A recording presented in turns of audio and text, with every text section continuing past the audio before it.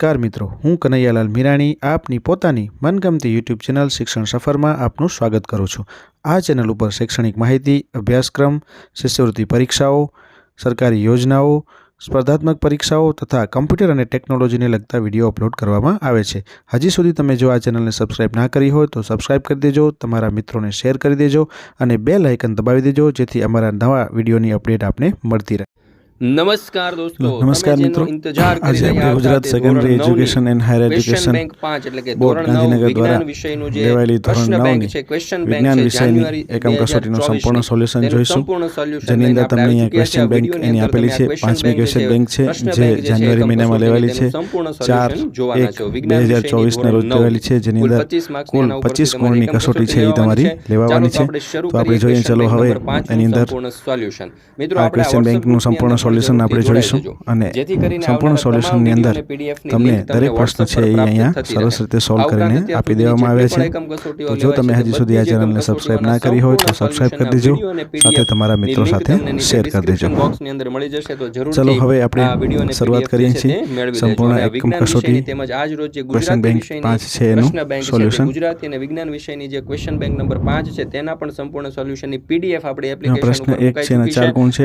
આ વિભાગમાં કુલ 10 પ્રશ્નો આપેલા છે, જે પૈકી કોઈ પણ 2 પ્રશ્નોના ઉત્તર તમારે લખવાના છે, દરેકના 2 ગુણ છે। વિભાગમાં કુલ તો 10 પ્રશ્નો આવેલા છે, જે પૈકી કોઈ પણ 2 ના આણ્વીય દળની ગણતરી કરો। કુલ 4 તો અહીંયા કને તમને સોડિયમ નાઇટ્રેટના આણ્વીય દળની સરસ રીતે ગણતરી કરીને આપેલી છે, તમે જોઈ શકો છો, જેનો જવાબ આવે છે 108 યુ। પ્રશ્ન 2, કેલ્શિયમ કાર્બોનેટ અને સોડિયમ સલ્ફાઇડના રાસાયણિક સૂત્ર લખો। તો અહીંયા તમને કેલ્શિયમ કાર્બોનેટની સંજ્ઞા, વીજભાર અને સૂત્ર એ જ રીતના બંનેના આપેલા છે, તમે જોઈ શકો છો।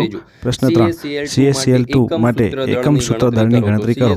તો CaCl2 નું એકમ સૂત્ર દળ બરાબર અહીંયા 111 યુ મળે છે, તમે તે લખી શકો છો।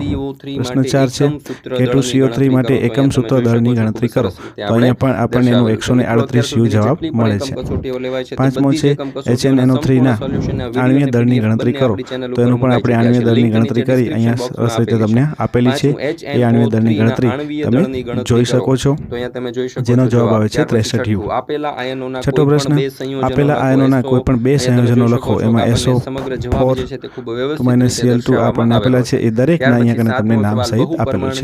પ્રશ્ન 7, બહુ પરમાણ્વીય આયોજનો શું છે, એક ઉદાહરણ આપો। તો અહીંયા આપણને એનો પણ જવાબ સરસ રીતે તમને આપેલો છે। ચલો પ્રશ્ન 8, રાસાયણિક સૂત્ર શબ્દનો અર્થ શું છે? તો જવાબ, કોઈ પણ સંયોજનના બંધારણના સાંકેતિક નિરૂપણને રાસાયણિક સૂત્ર કહે છે। સંયોજનમાં રહેલા ઘટકોને સાપેક્ષ પ્રમાણ દર્શાવતા સૂત્રને રાસાયણિક સૂત્ર કહે છે।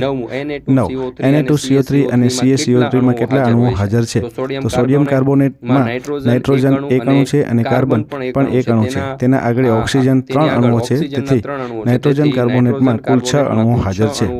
એ જ રીતના કેલ્શિયમ કાર્બોનેટમાં કેલ્શિયમ એક અણુ છે અને કાર્બન પણ એક અણુ છે અને ઓક્સિજન 3 અણુઓ છે, તેથી કેલ્શિયમ કાર્બોનેટમાં કુલ 5 અણુઓ હાજર છે।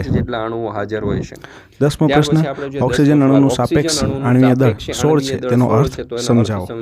તો આપણે જોઈએ જવાબ, ઓક્સિજનના પરમાણુની સંખ્યાને તે પરમાણુના પરમાણ્વીય દળ વડે ગુણતા આ આપણને દળ મળે છે। અહીં O2 નો પરમાણ્વીય ક્રમાંક 8 છે, માટે ઓક્સિજન અણુનું આણ્વીય દળ 16 થાય છે।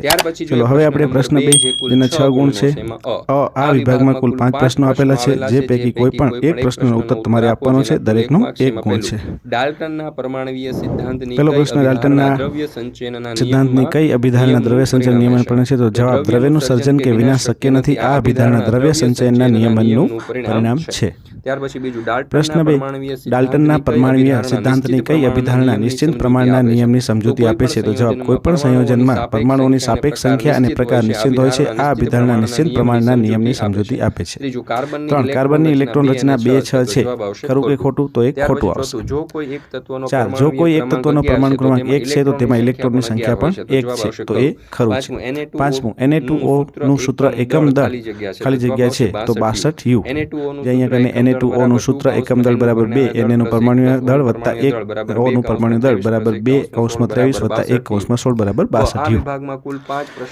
આ વિભાગમાં કુલ 5 પ્રશ્નો આવેલા છે, જે પૈકી કોઈ પણ એક પ્રશ્નનો ઉત્તર તમારે આપવાનો છે, દરેકના 2 ગુણ છે। 1, બોહરના અણુ મોડેલના કારણો લખો। તો 1, પરમાણુમાં ઇલેક્ટ્રોનની સ્વતંત્ર કક્ષાઓ તરીકે ઓળખાતી અમુક ચોક્કસ કક્ષાઓને માન્ય કક્ષાઓ તરીકે ગણવામાં આવે છે।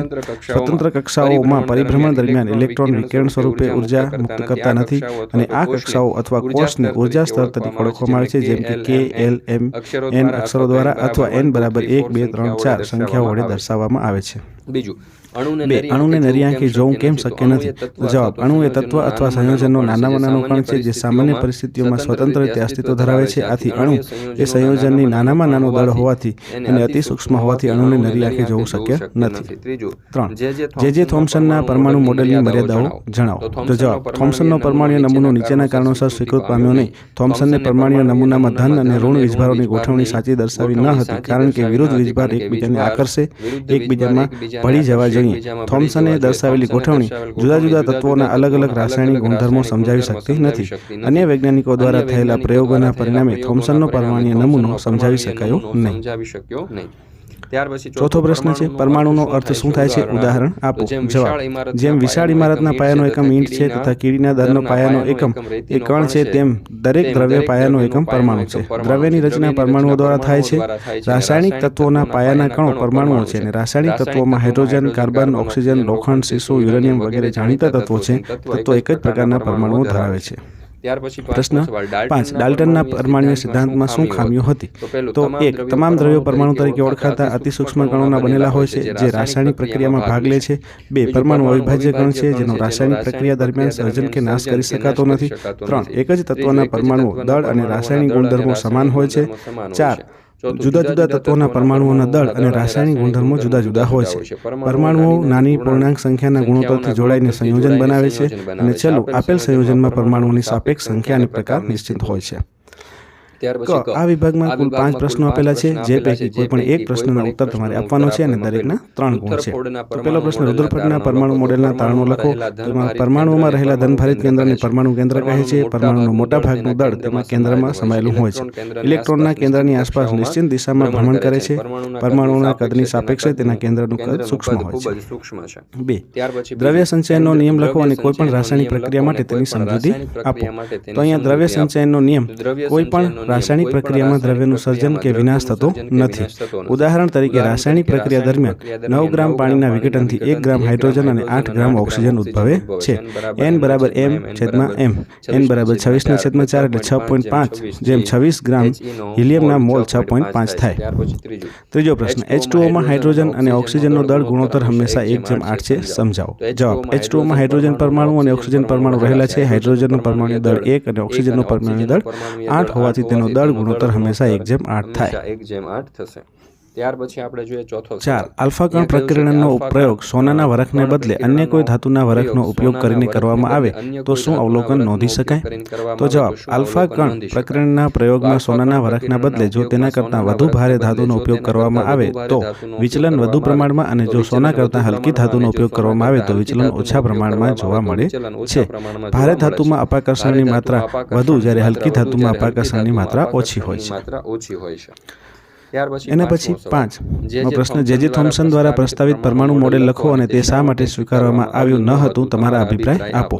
જવાબ, સૌપ્રથમ જે થોમ્સને ઈસવીસન 1898માં સૂચવ્યું કે પરમાણુ ગોળીય આકાર ધરાવે છે અને પરમાણુની ત્રિજ્યા આશરે 10 મીટર જેટલી છે. થોમ્સનના મત મુજબ પરમાણુ ધન વીજભારિત ગોળો છે અને તેમાં ઇલેક્ટ્રોન જડિત થયેલો હોય છે.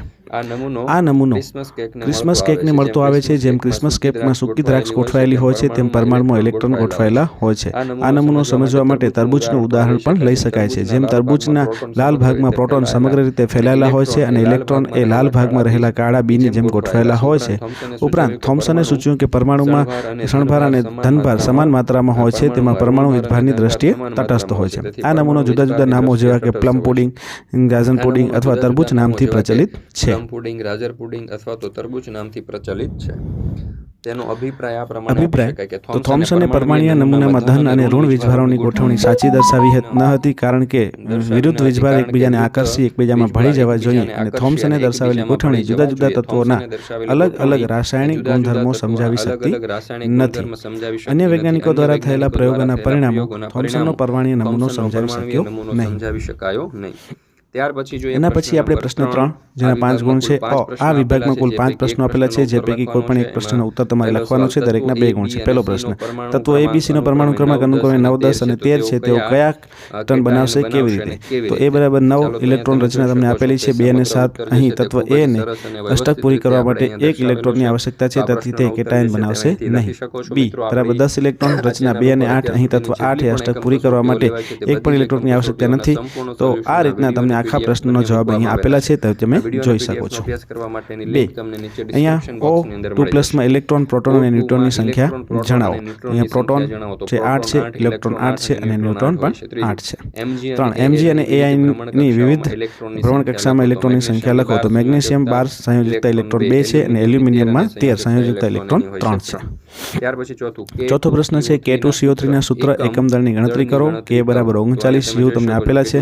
તો અહીંયા કને સરસ રીતે આખી ગણતરી તમને અહીંયા બતાવેલી છે, જે તમે જોઈ શકો છો અને તમારી નોટબુકમાં ઉતારી શકો છો. ત્યાર પછી પાંચમું એના પછી પ્રશ્ન 5 છે Na4 ટ્વાઇસ SO4 માં કયા કયા પરમાણુઓ આવેલા છે અને કેટલા? તો પરમાણુઓની સંખ્યા તમને અહીંયા આપેલી છે, તે તમે જોઈ શકો છો. એના પછી વિભાગ બ, આ વિભાગમાં કુલ 5 પ્રશ્નો આપેલા છે, જે પણ કોઈ પણ પ્રશ્ન એક આપવાનો છે. દરેકના 3 ગુણ છે.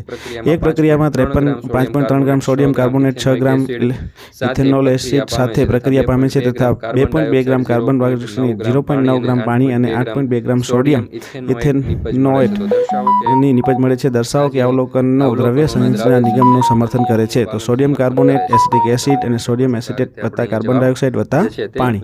તો આખી પ્રક્રિયા તમે અહીંયા જોઈ શકો છો કે તમને સરસ રીતે અને સરળ રીતે સમજાવેલી છે, જેમાં પ્રક્રિયકોનું દળ અને નિપજોનું દળ પણ સાથે સાથે અહીંયા કને આપેલું છે, જે સૂચવે છે કે આ અવલોકન દ્રવ્ય સંરચના નિયમનું સમર્થન કરે છે.